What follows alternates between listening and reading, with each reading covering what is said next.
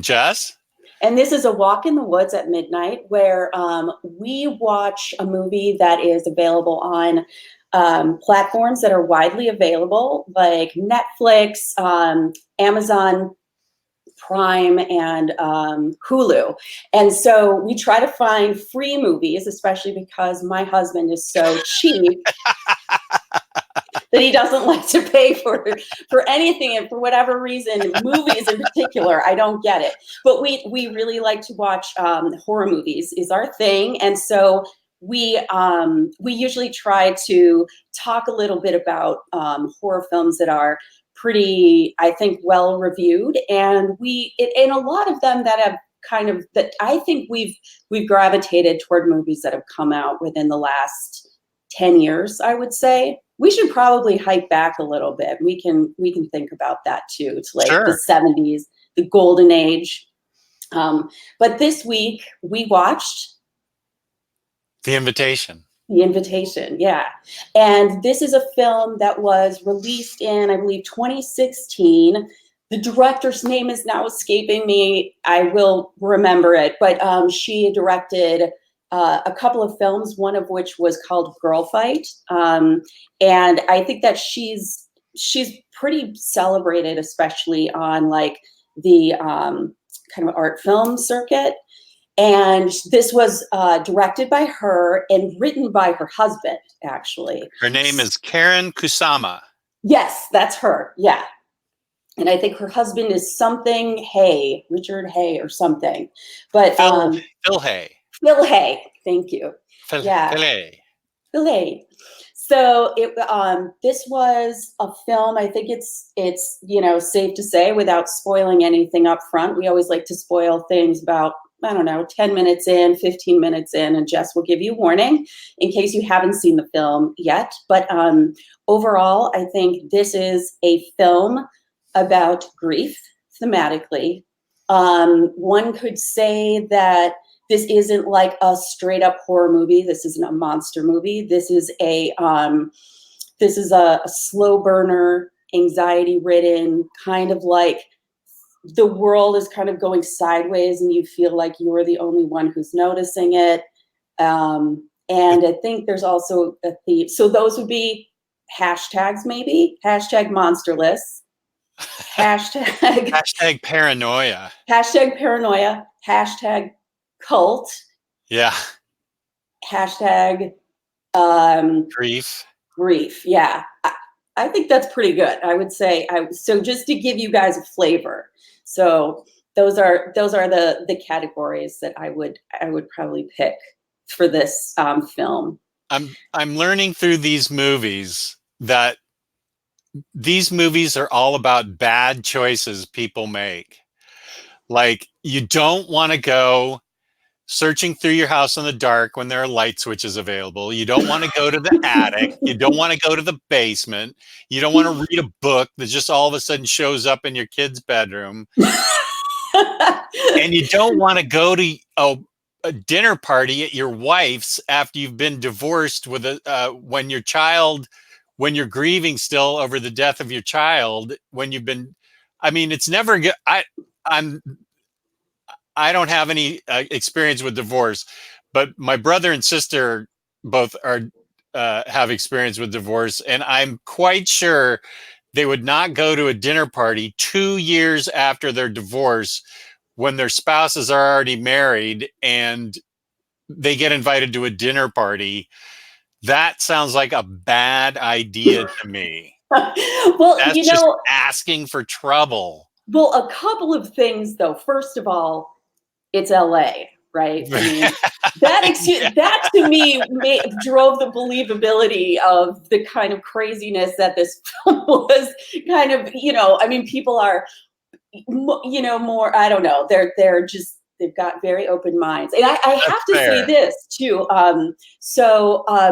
I am divorced. I've been divorced for about 10 years, and I've been remarried for 5 years. Maybe I've been divorced for 11 years. That sounds right.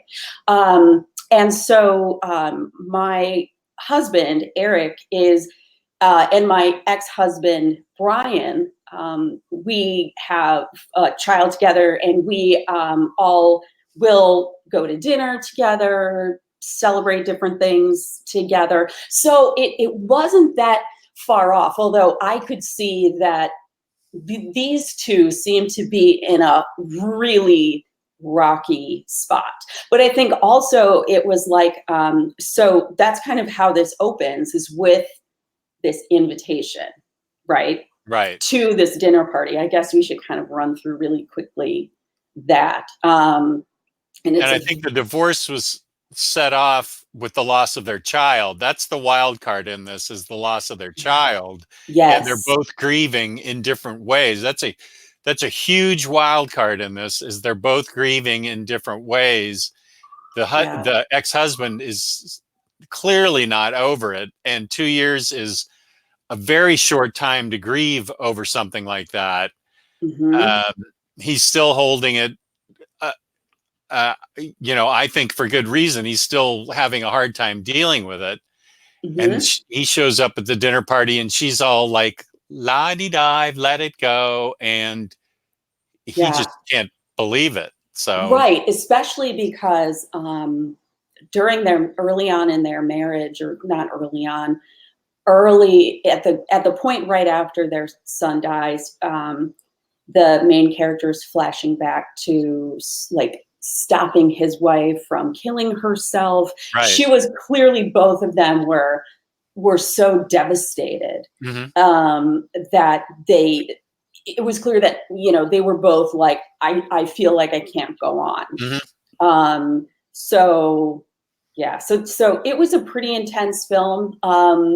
And, just to kind of give the quick setup of it, it begins with this main character and his girlfriend. I don't know how long they've been together. It looks like he's been divorced from his wife for at least 2 years, because she's gone to Mexico for 2 years, and kind of like and so the wife and her new husband invite all of their friends that they would always hang out with to this big dinner.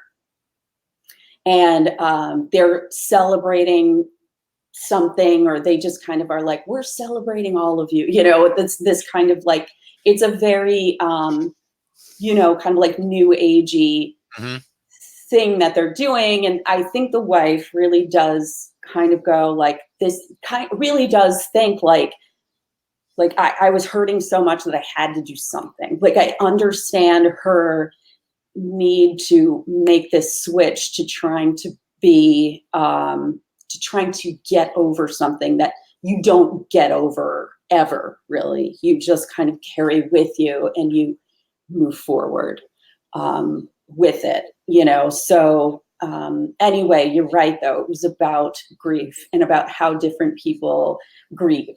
So that's kind of like the setup, the plot, I would say. Things get weirder. They show up to the party. They see, old friends. The girlfriend doesn't really know anyone. It looks like she's maybe met a friend or two who are there, who were the couple's friends during their marriage. And, then other people start to come over who are really strange, I would say. There are two people. It was like there was this one young woman who was living with them, and then there was this older man who was kind of menacing, I would say, in the film. And he played the Zodiac killer in that David Fincher movie Zodiac. I didn't know that. No, I never saw that.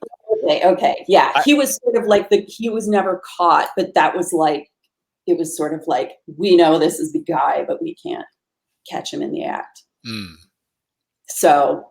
Yeah, we're not spoiling anything here. We're just setting everything up for the dinner, as the dinner party. This is just sort of the cocktail hour. This is the cocktail the dinner hour. Party. Yeah. Exactly. And so they start to see, like, there are things that it's really interesting, because there's something about, like, it's definitely saying something, I think, about social niceties, where, you really like we have a fight or flight syndrome like built in, and the point to which we ignore that out of politeness is massive, you know? And it's true. It's sort of like, I can't believe you're alarmed over him locking the front door. And then you're like, am I crazy? Why am I overreacting to this? And what, you know, and so instead of, it's sort of like the main character is the only one who's brave enough to kind of say things about the weird stuff that's going on, the bars that are on the windows of the house, the fact that the new husband locks the front door and takes the key out, like he's locking it from the inside and like not, you know, like giving people no way to leave. It's just these little things. And then when the main character calls him on it, he's just sort of like, oh well, here, he kind of argues a little bit with him, and then he's like, hey, I'll put it back in the lock, it's okay. So a lot of it, I think, was interesting because it was, I think other people were kind of seeing these things too and noticing some of them, and they were just ignoring them. He was, yeah, and he was the only one that called him on it. Mm-hmm. Excuse me. He was his guard was up from the moment he walked in the door. Yes. Yeah. Because he was having these constant flashbacks to everything, and it was his old house, and so his guard was up immediately as to all the changes that had happened and how his wife was different, and to the new husband. My guard would be up too. Mm-hmm. If I walked into that situation. Right. I mean, my guard would be way up as to everything going on around me walking into that situation, just as his was. I can see why he was like that. Definitely. And I mean, you know, when he's walking into the home, which is a gorgeous, like mid-century, mansion. Like it built into like the Hollywood Hills or whatever. It was gorgeous, and it was very much like you couldn't have. It was very much like it definitely had a reference, I think, to the Manson murders for sure. Like when I saw that, I was just like, oh wait, what's happening here? We have, a lot of privileged people up in the hills in this, gorgeous home, and everyone's wealthy. And so it was, I don't know, at least for me, my brain made that connection. I don't know about you. I didn't make that connection like you did. Mm-hmm. No, I just didn't make that connection. You make connections a lot earlier in these movies than I do. Well, and I've maybe noticed that. I could have, this may be something that I didn't really, that wasn't really there. Maybe other people would say like, that's insane. Like nobody would think that. So, but I kind of thought about that right away. The whole thing from the start, I think it was very clear that this was not going to be a good thing. And it starts with him and his girlfriend driving there, and he hit was it a coyote? Coyote, yeah. He And hit then the coyote. he has to put it out of its misery, which was really grisly. And, that got things off to a really rocky start. Yeah, that was a harbinger for sure. And so that happens. And it's almost really at that point, I would have been like, let's turn around. This is like too much. Like, this is too much. But nope, on they go. And when the home where they're holding this dinner party, is his old home, like you said, and he's walking up with his girlfriend to the front door, and he looks into the window, and he is remembering his son playing in that room, seeing through the window. There are a lot of flashbacks like that, which show him suffering and show it really, I think, is like contrasted with the way that his wife has decided to move on, at least how she decided to move on, and maybe she has, maybe she hasn't. But She's it was almost angelic. She's dressed in this white, tight, flowing gown, and just with this beatific smile on her face, and just floating around. And she's nothing's bothering her, and it's almost supernatural the way she's so happy and let go of the grief, and totally she's practically, free. yeah, she's practically an angel about it.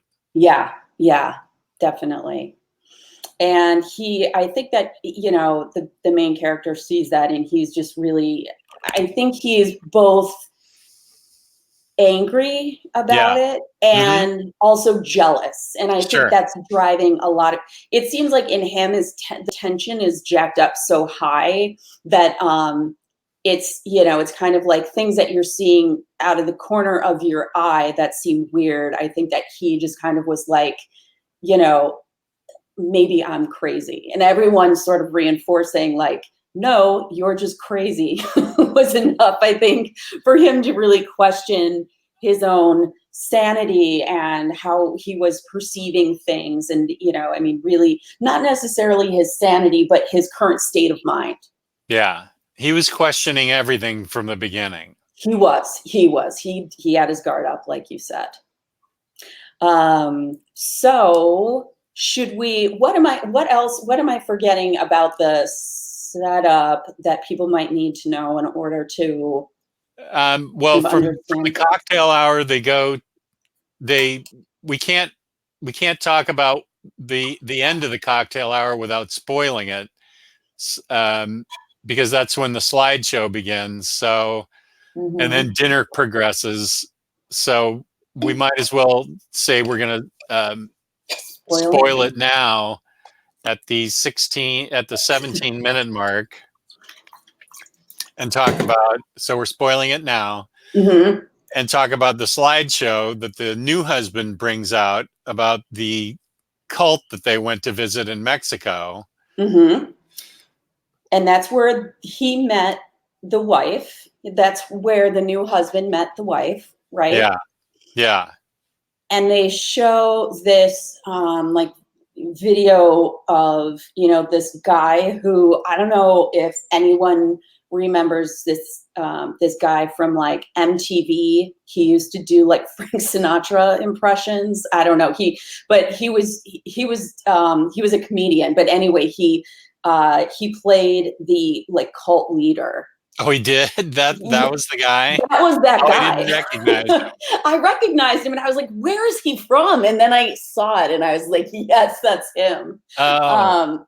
He was hilarious. So, yeah, he played the cult leader, and you see this whole group of friends, which was very nicely multicultural. And the way everyone was represented, and the woman who the woman who directed it did say, like, I didn't set out to make the cast multicultural necessarily. It's just that I went with my gut on certain people, and it just came together like that, which I thought was really cool and interesting.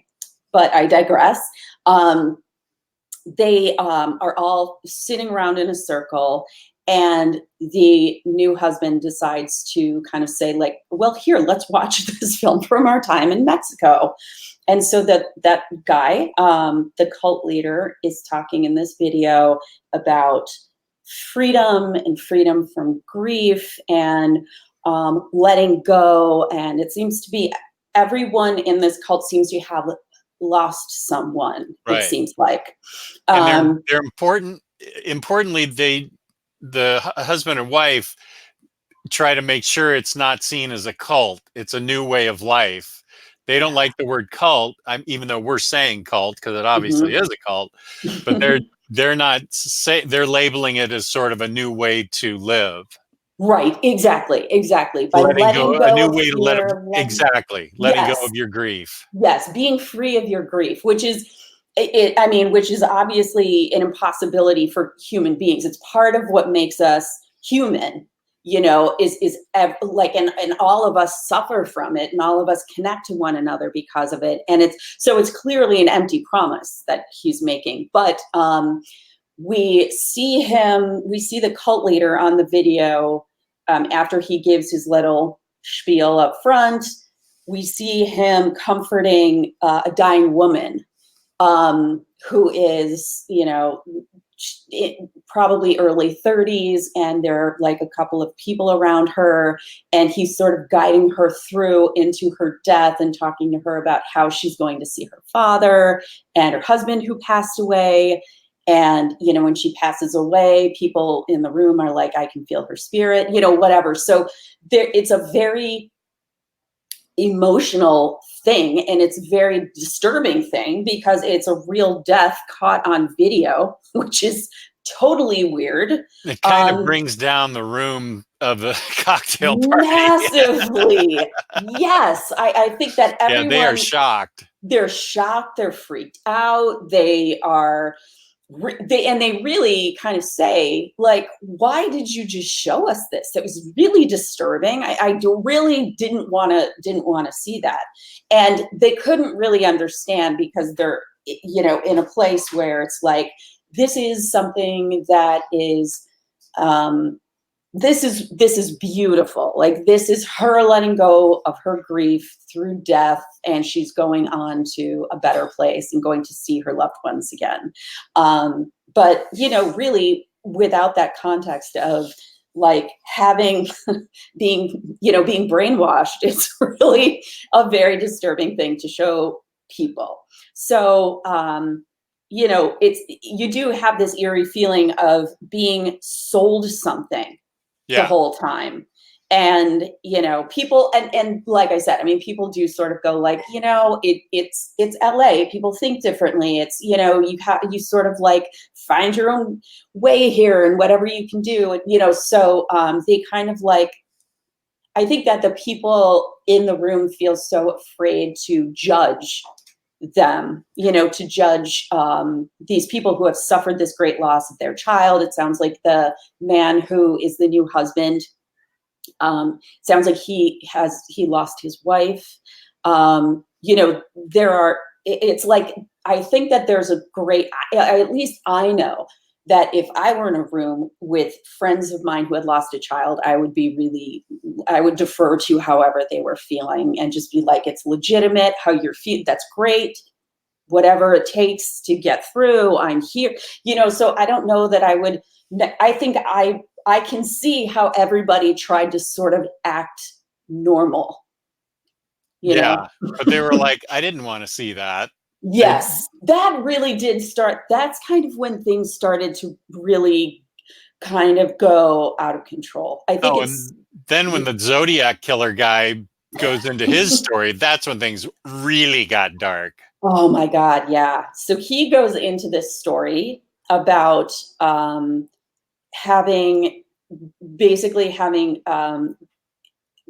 talking about his wife in these beautiful terms, and talking about how incredible she was and that she was an artist, and then he paints this picture of one night when they got home, there was just an argument that always would sort of take place, just like any marriage, and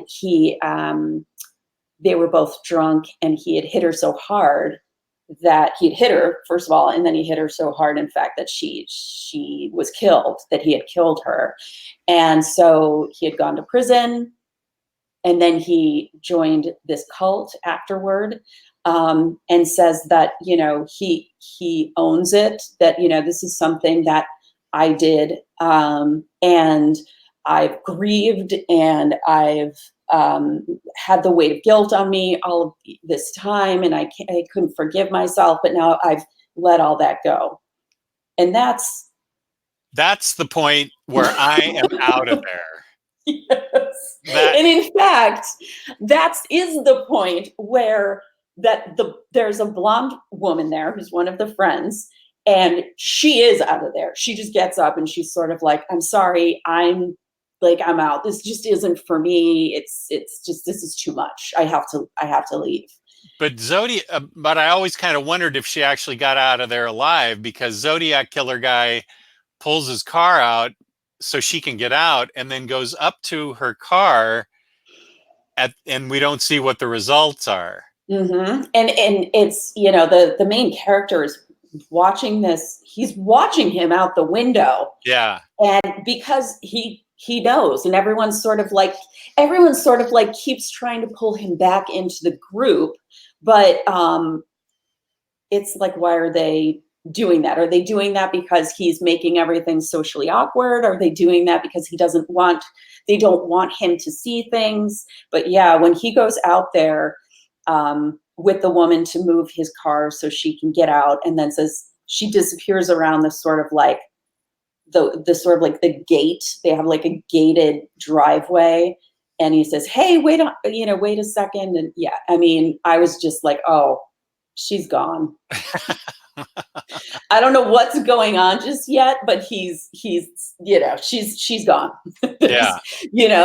But then I do love how you really are kind of like pulled back and forth between like, is this main character a reliable narrator? Right. Like, is seeing this thing through his eyes, and at least for me, I did kind of go in and out of, even though, I mean, my God, the whole thing is set up to, for you to kind of go, okay, clearly this is not going to go well. It's ominous. Everything, like that something absolutely horrid is going to happen at the end. But I thought that even though you knew that something terrible was going to happen at the end, the journey to get there was interesting enough and gripping enough for me to really want to keep watching it. Right, because this was a way slow burn of a film. It was it's basically a dinner party that goes wrong. So this is not your jump scare movie like Sinister, where there's a snuff film at the beginning and it just keeps ramping up from there throughout the whole movie. Yeah. Yes. This thing is a slow burn dinner party. Yeah. And so you just have to wonder. He finds clues here and there about the cult leader's real intentions. He finds a bottle of phenobarbital in the wife's dresser.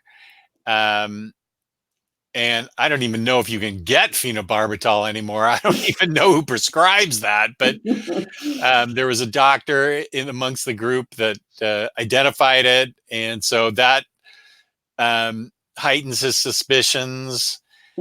He goes into what he wanted to see his son's room, and he imagined it as it was. And it actually had been turned into an office, it looks like. He imagined it as his son's room, all strewn apart, and he finds a video on a laptop that was the last words of the cult leader,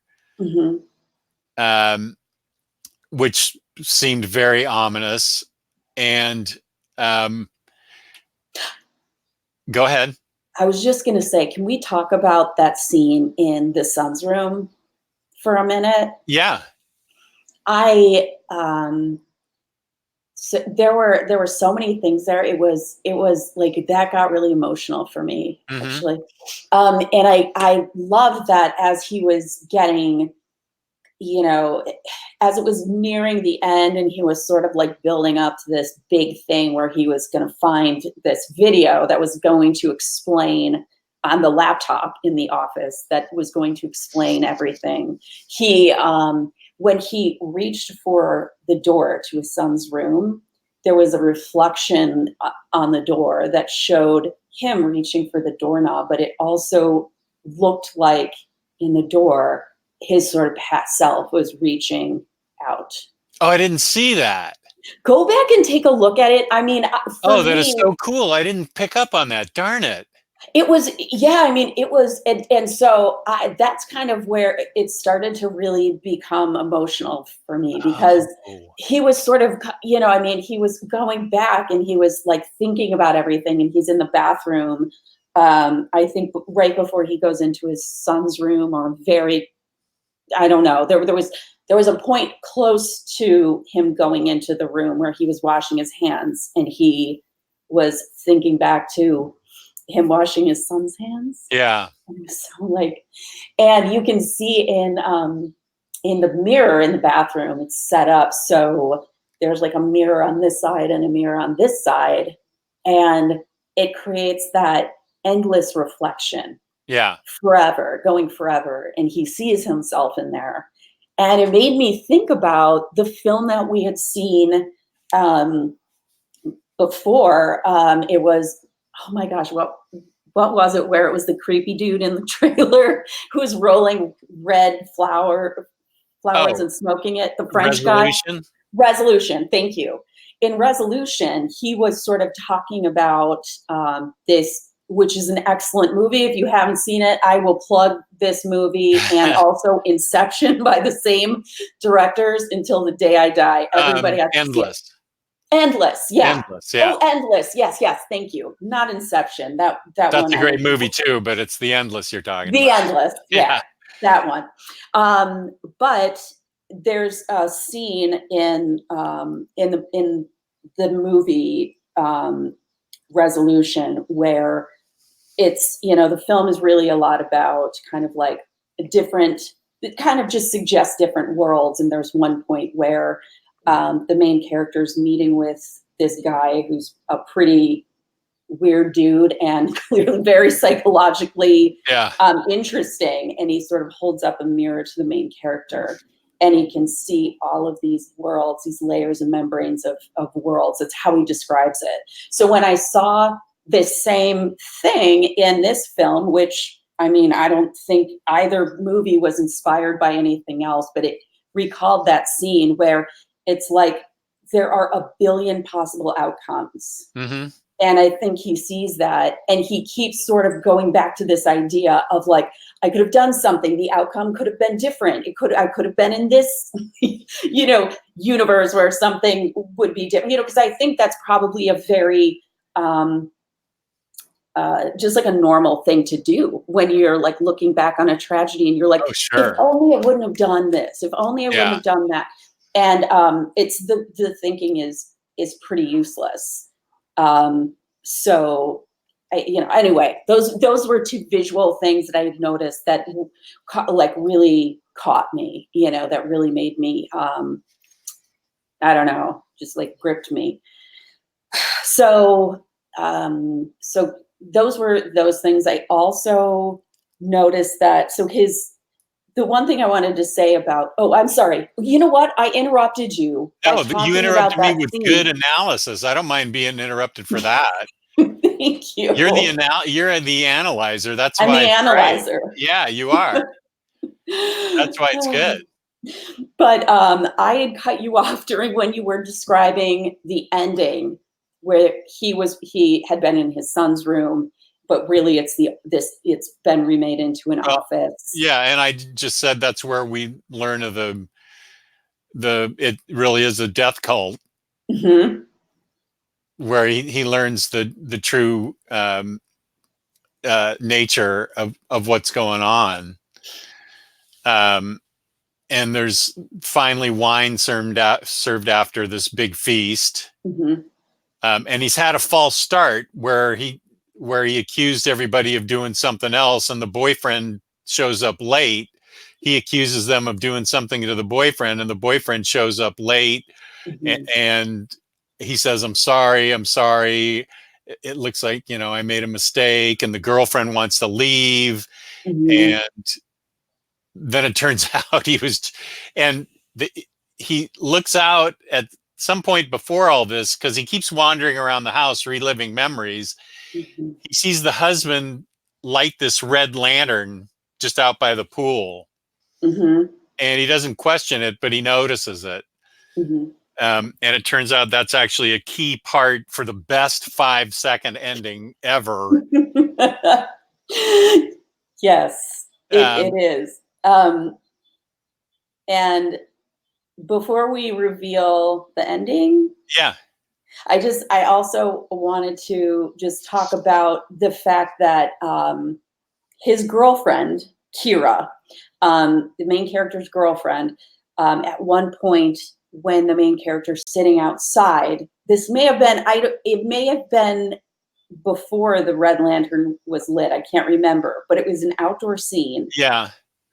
And they were sitting together on like a bench outside overlooking the hills and everything, and it's very beautiful. And he is the main character is just, you know, he's kind of hitting a low.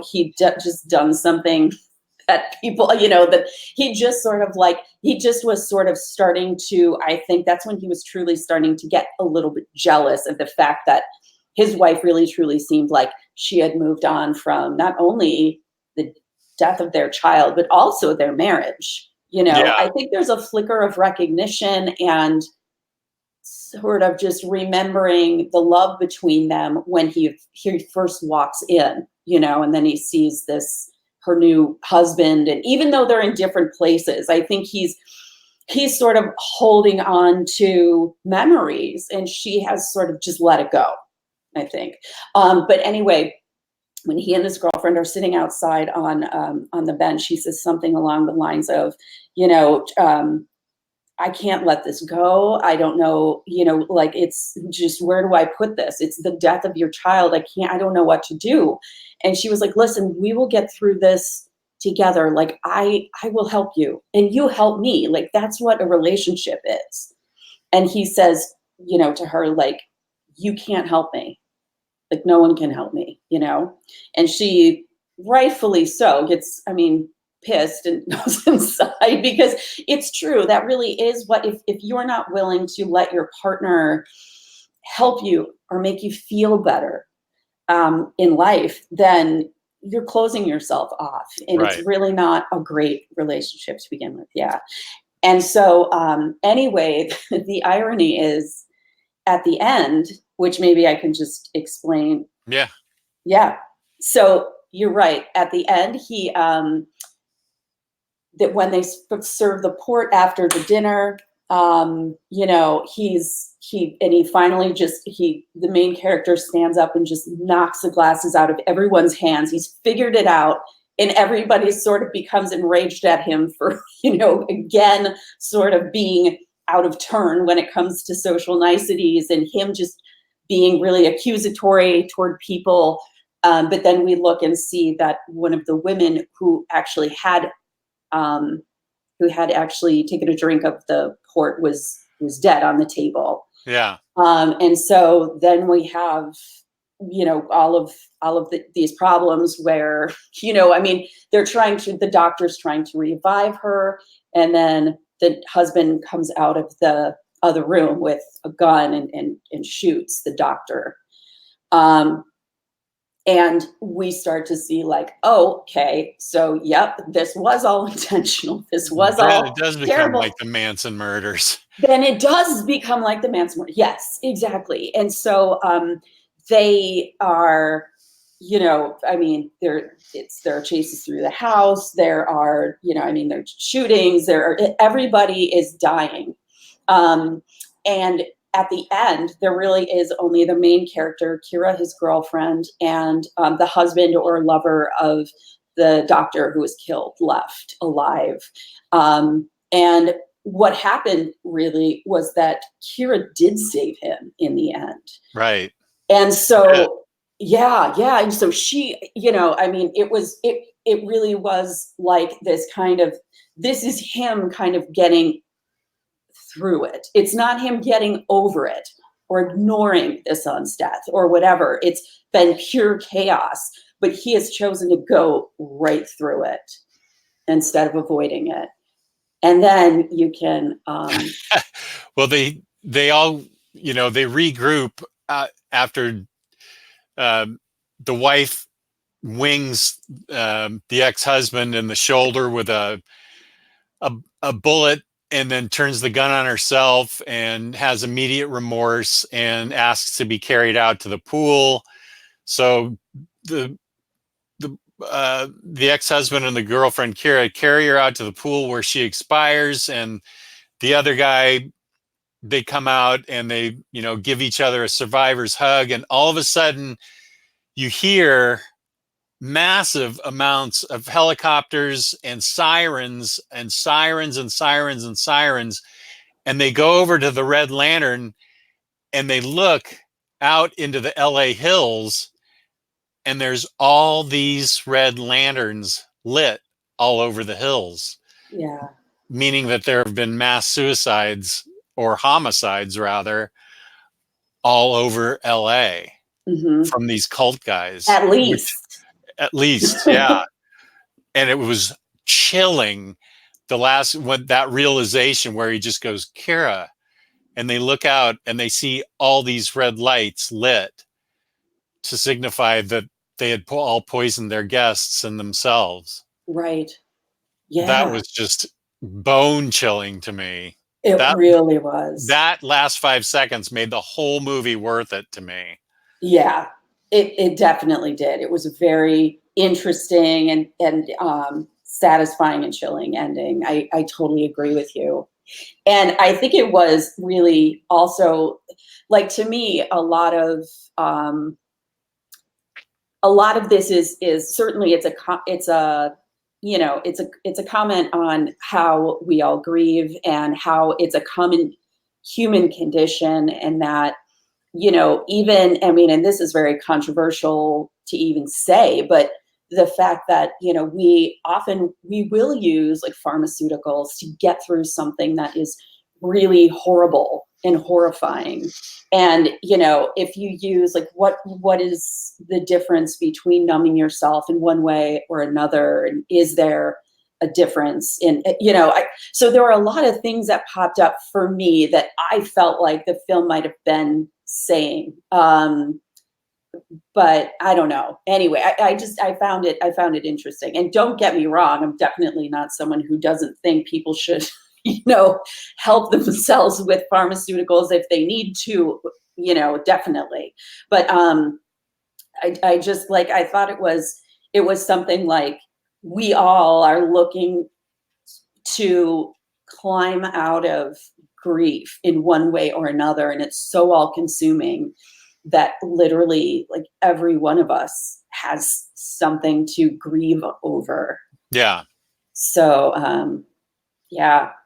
Anyway, so how do you grade this? How do you rate this? It is worth seeing if you can. It's not going to be your typical scary horror movie, jump scare type thing, scary movie, but it's worth watching for all the reasons that Jenny said, for the analysis of the grief and the getting through it. It's more like an extended cocktail party dinner that goes to hell. And it's worth it for the very last 5 seconds. So if you're a slasher fan, or you got to have monsters, or if you got to have people dying throughout the movie, you're not going to like this. But if you're interested in a well-crafted movie that rewards patience for an exciting ending, and rewards a well-written, well-directed, well-acted study on grief and the human condition, then you're going to like it.